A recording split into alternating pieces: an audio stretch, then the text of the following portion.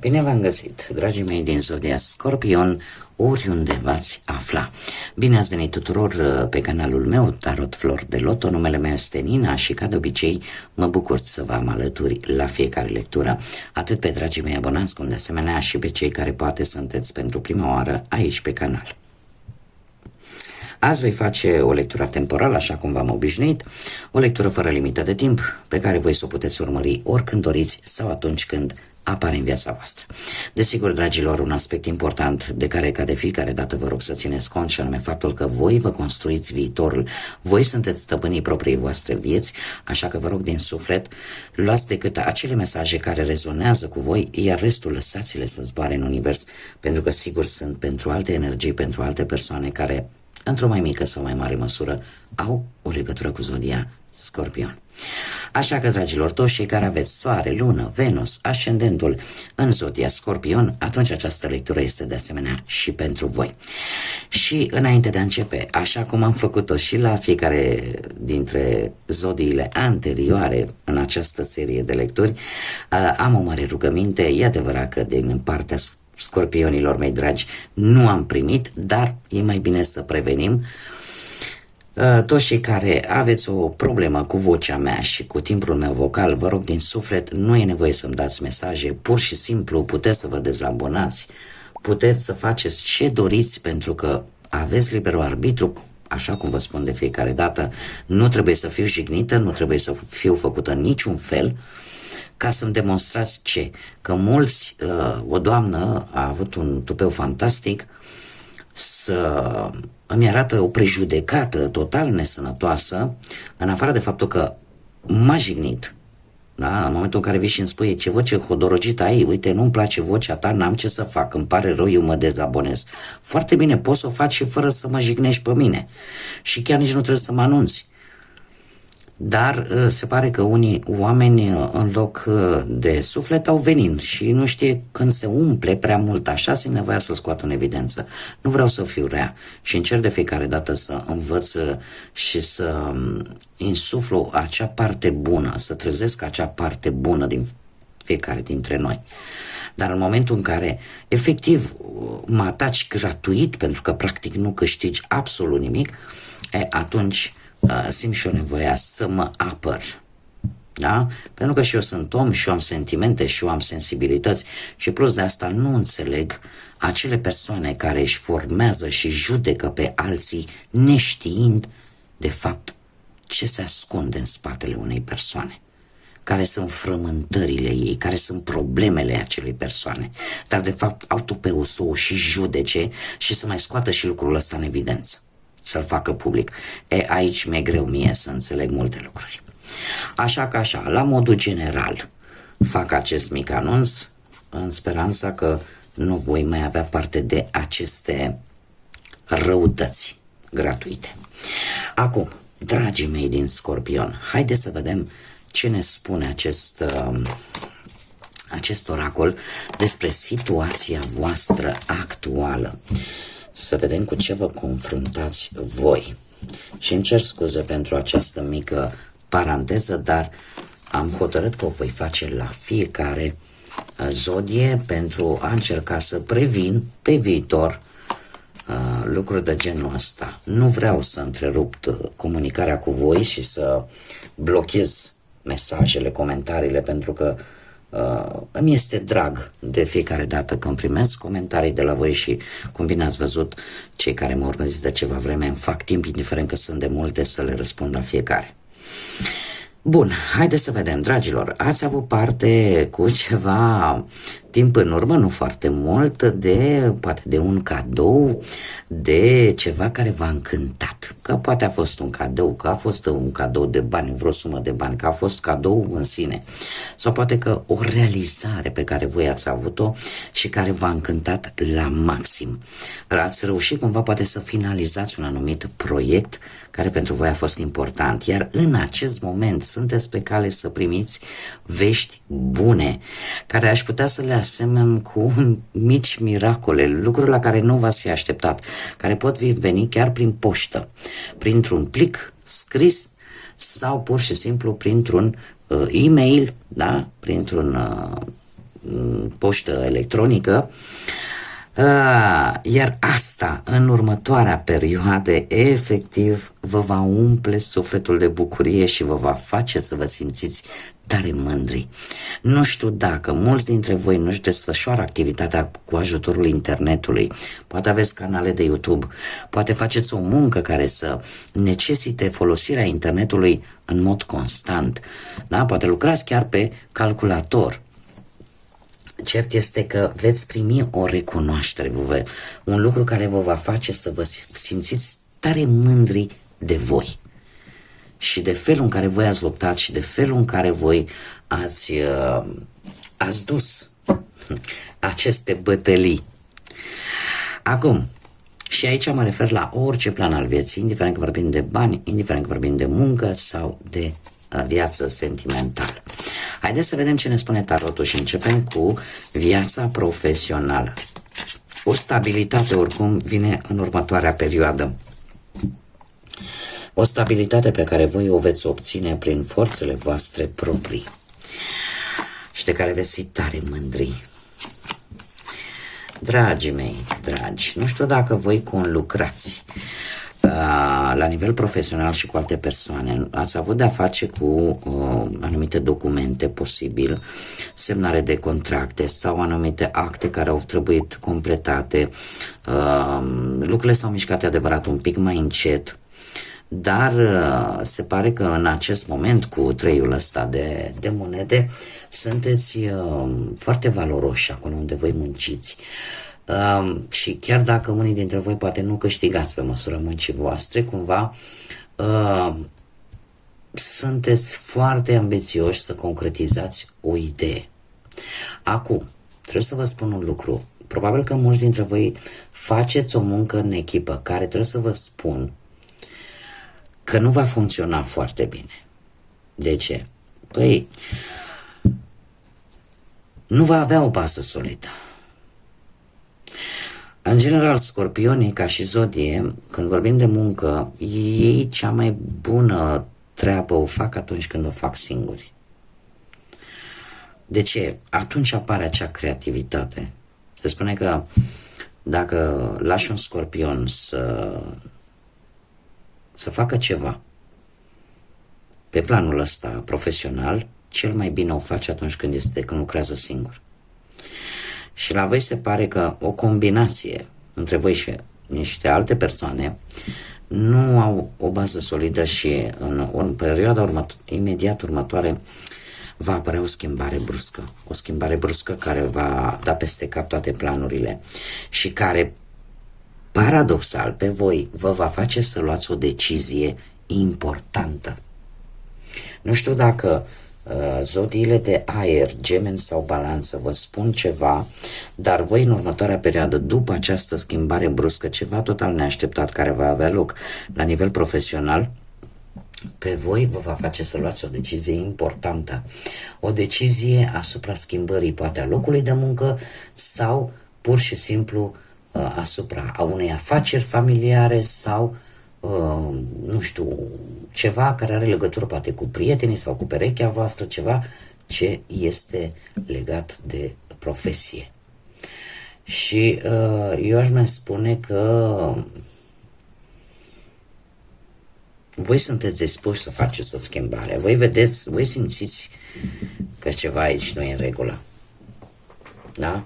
Nu știu, o înțelegere, o afacere, habar n-am, nu pot să-mi dau seama.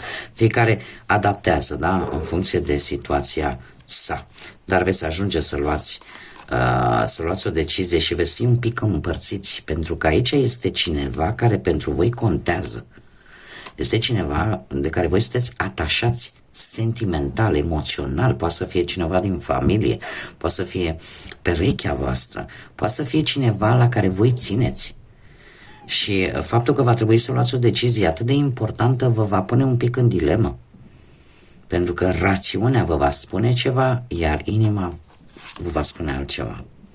Dar ce pot să vă spun, că va avea întâietate faptul că voi veți accepta o schimbare. Haideți să vedem cu bănuții. Cu bănuții.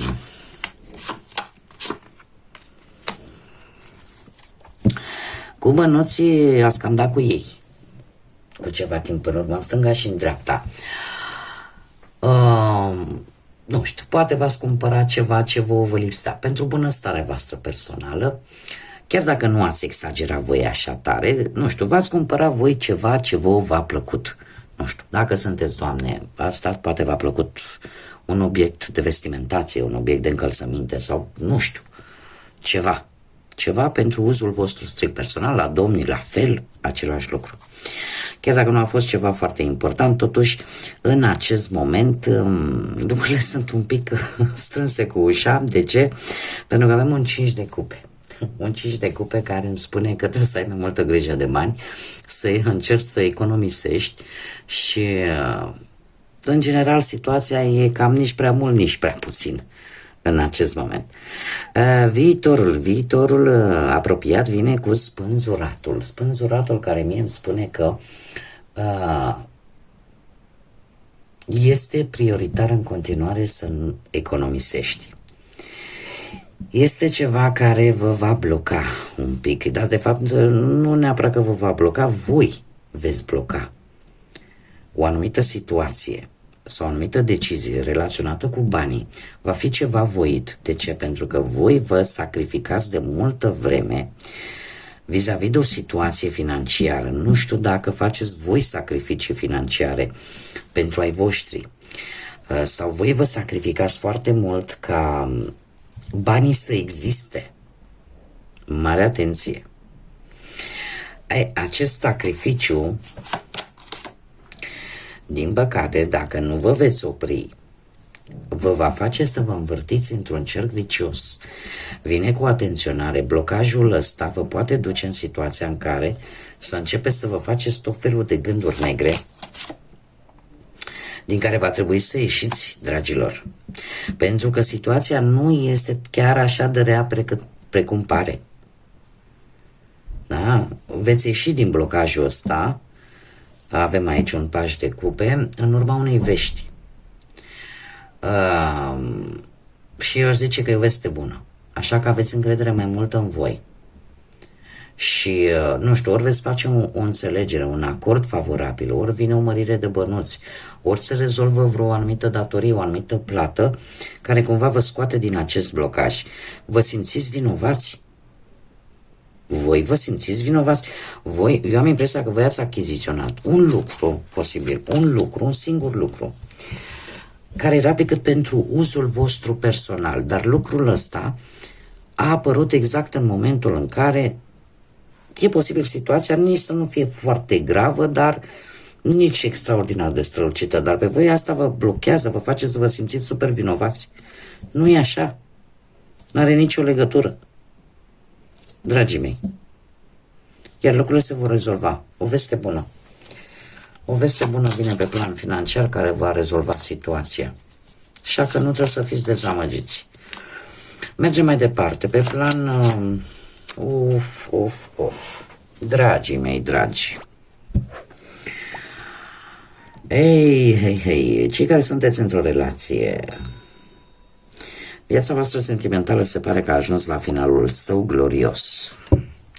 Știu că sună un pic cinic, dar asta mi-arată cărțile.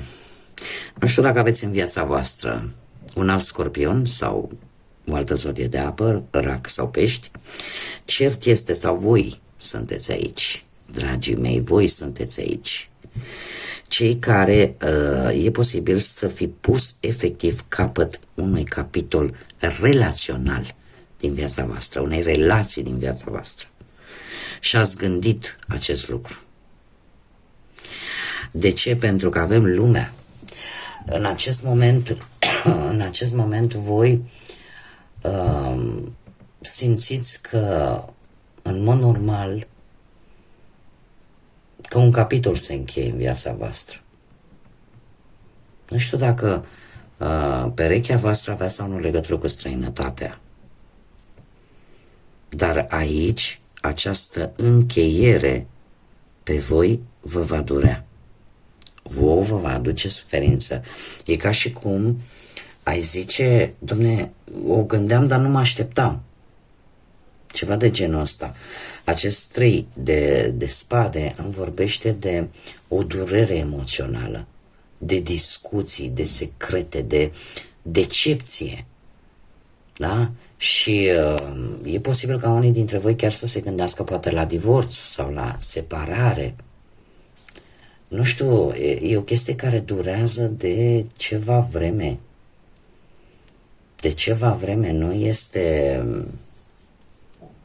recent. Și e posibil ca relația voastră să fi fost la distanță. Dar pentru unii am o veste bună. Am un as de bâte. După toate aceste discuții, după toate aceste nebuloasă care vine în viața voastră, avem un as de bâte. Un as de bâte care îmi spune că totuși sunt șanse. Deci sunt șanse, dar aici trebuie să fiți mare atenți. Se poate salva relația cu adevăr și dacă există sentimente adevărate. Deci de aceste două caracteristici trebuie ținut cont. De ce? Pentru că există șanse, da, ca relația să se reînchege, dar, cum am mai spus, să existe aceste două lucruri și atâta timp cât există înțelegere și pasiune. Adică, nu știu cum să zic eu, între voi există într-adevăr o atracție fizică foarte mare. Există o chimie foarte puternică între voi. E ca și cum ai zice, domne, rana pe care voi o veți avea de fapt, va fi mai mult, cum să spun eu, în urma unor cuvinte, în urma a ceva ce s-a rostit. Și asta vă va durea cel mai tare, doar că îmi apare mie, așa mi arată cărțile, că îmi apare șansa unei reîmpăcări, dar numai în aceste condiții. Și asta pentru simplu fapt că, efectiv, voi vă simțiți atrași unul de celălalt. Există o chimie foarte puternică între voi. Haideți să vedem cei care sunteți singurei, poate în urma văduviei, poate în urma divorțului sau în urma separării sau a faptului că nu ați reușit să vă găsiți jumătatea. Dragilor, voi ați trecut cu ceva timp în urmă, ați trecut într-adevăr printr-o situație deloc plăcută în care ați avut parte de, nu știu, ați cunoscut poate persoane noi care v-au promis mult, dar nu și-au ținut promisiunile.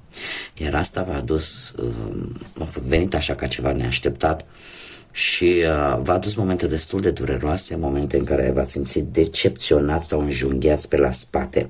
În acest moment sunteți mai puternici decât ați crezut inițial, pentru că voi sunteți pe o poziție de putere. Voi, în acest moment, v-ați zis în felul următor: nu voi mai permite. Da? Nu voi mai permite, sunteți dominanți, da? Pentru a ieși victorioși. Și nu mă miră că se întâmplă acest lucru, da? E o caracteristică pe care o are zodia Scorpion. E posibil ca în acest moment unii dintre voi să lupte pentru o persoană care vă interesează în mod deosebit. Chiar dacă poate respectiva persoană e posibil să fie curtată și de alte energii. Este posibil să fie cineva dintr-o zodie de pământ, Taur, Fecioară, Capricorn. Trebuie să vă spun că zodia Taur este complementarul vostru. Sunteți două zodii total opuse, dar în același timp complementare. Da? Pică exact pe axa voastră, așa că știți cum e, că energiile opuse se atrag. Este cineva posibil care să prezinte interes pentru voi și trebuie să vă zic că nu trebuie să fiți disperați. Da? Pentru că dragostea va veni la voi, persoana asta va fi interesată de voi. Este o persoană, e adevărat, foarte independentă, are tot ce-i trebuie, se pare că pe plan material stă destul de bine, da? Are siguranță, are prosperitate materială, Dar în același timp e o persoană destul de răbdătoare, destul de, cum să zic eu, are acel simț al familiei, da? Și se mai spune la această regină de monede, îi mai spun și mama tuturor răniților, pentru că de obicei când deschide gura cineva, ea e acolo să ajute. Și probabil că și asta v-a atras. Acum, haideți să vedem un mesaj din partea acestui oracol al cristalelor. Să vedem un mesaj pentru dragii mei din Scorpion, care n-au nicio problemă cu vocea mea. Am făcut și așa un spirit de glumă, știu că sună răutăcios, dar ce să fac, mai îmi permis și eu mici răutăți. Ei, avem peridotul care ne spune de lecții vitale. Poți să te eliberezi de un lucru negativ, de un obicei negativ, care tot revine. E ca și cum ai spune, băi, am renunțat la cutare lucru, dar parcă un timp, după care o iei de la capăt, da? Cumva parcă, știți cum e, zice, dom'le, eu vreau să renunț la el, dar parcă el nu vrea să renunțe la mine, ceva de genul ăsta. Ce ne spune acest mesaj? Că poți să te eliberezi de acest obicei negativ care tot revine, rugându-te la Dumnezeu pentru să-ți permită să cunoști lecția pe care tu o ai de învățat și să ți se dea acea binecuvântare pentru respectiva situație care se tot repetă. Este de fapt un îndemn, mai ales pentru cei care aveți această credință în divinitate, în univers, în ce vreți voi până la urmă, și anume de a cere, cum să spun eu, a intra în profunzimea voastră. Indiferent că unii dintre voi sunteți atei, e mai complicat când ești ateu. Dar chiar și așa, indiferent că sunteți atei, indiferent că aveți credința voastră, fiecare are credința sa, important este ca voi să vă învățați lecția respectivă în așa fel încât situația respectivă să nu se mai repete. Este un lucru karmic. În momentul în care observăm că de-a lungul vieții noastre anumite lucruri se tot repetă, indiferent că vorbim de profesie, de bani sau de relații, e clar că acolo se greșește. E clar că acolo trebuie făcute niște schimbări. Iar acest mesaj, în mod deosebit, ne vorbește de Dumnezeu și de divinitate. De ce? Pentru că, de fapt, poți să ceri Universului, divinității, să te ajute să înțelegi lecția respectivă în așa fel încât să nu o mai repeți. Nu? A repeta un lucru rău e o pierdere de timp. Pentru că e posibil voi chiar să nu vedeți, dom'le, ce să schimb, unde să schimb. Da? Și îți trebuie un pic de ghidare. Acum, mergem mai departe și știu că e pentru prima oară când voi folosi zarurile astrologice și haideți să vedem ce mesaj au să ne spună aceste zaruri astrologice pentru dragii mei din Scorpion. Dragii mei dragi, avem casa nouă. Și vă avem chiar pe voi, Zodia Scorpion. Zodia Scorpion și pe Pluton. Nu se putea mai bine, dragilor. Casa nouă. Casa nouă ne vorbește de acea situație, de găsirea unor răspunsuri, pentru unii dintre voi de schimbarea de credințe, în general de evenimente atât la nivel religios, academic, cum și pregătirea pentru o călătorie lungă sau pentru o vacanță. Este casa guvernată de către Zodia Săgetător și implicit de către Jupiter. Asta îmi vorbește de expansiune. Unii dintre voi, faptul că l-avem și pe Pluton aici, care ne vorbește de transformare și trebuie să vă spun un aspect. În astrologia veche, ca să zic așa, nu asta modernă, Zodia Scorpion era guvernată atât de Pluton cât și de Marte. Nu știu din ce cauză l-au scos pe pe Pluton și l-au rămas numai Marte, dar eu de obicei le cam iau la comun, pentru că oamenii ăia încă din vechime au știut, deci le-au lăsat așa. Acum, la voi faptul că apare și Pluton ne vorbește de o energie transformatoare foarte puternică, de o schimbare majoră care poate avea loc în ceva relaționat cu o călătorie lungă, în ceva ce e relaționat poate cu găsirea unor răspunsuri pe care voi le așteptați, în ceea ce privește schimbare majoră în ceea ce privește religia, credințele voastre, în ceea ce privește un eveniment religios sau academic. Apare o schimbare majoră și care are legătură strict cu voi și cu, cum să spun eu, cu puterea pe care voi o aveți, da? Cu carisma pe care voi o aveți. Așa că voi aveți acea mare capacitate de a căuta adevărul și a-l scoate la lumină, așa că această schimbare majoră care apare în viața voastră, dragilor, și apare pe casa a noua a Săgetătorului, se pare că vă va, cum să spun, vă va împinge către înainte. Trebuie să vă pregătiți la o schimbare majoră. Bun, dragilor, eu vă mulțumesc pentru prezența voastră la această lectură. Atât am avut de spus de data aceasta. Vă mulțumesc de asemenea pentru like-uri, pentru distribuiri, pentru comentarii, pentru tot suportul pe care voi îl aduceți, desigur, prin intermediul acestor mici gesturi vis-a-vis de acest proiect pe care l-am deschis aici. Mulțumesc din suflet tuturor. Desigur, toți cei care încă nu v-ați abonat și poate vreți să mai vedeți astfel de lecturi și nu aveți nicio problemă nici cu vocea mea, nici cu felul meu de a vorbi și așa mai departe, eu vă aștept cu mare drag să vă abonați și să ne întâlnim aici de fiecare dată. Până data viitoare, când ne vom reîntâlni, ca de obicei vă doresc tot binele din lume, să aveți parte de multă energie pozitivă, de multă putere de transformare, pentru că voi puteți, și desigur de multă lumină, atât în suflete cât și în gânduri. Până la următoarea lectură, numai bine vă doresc și să fiți iubiți, dragilor!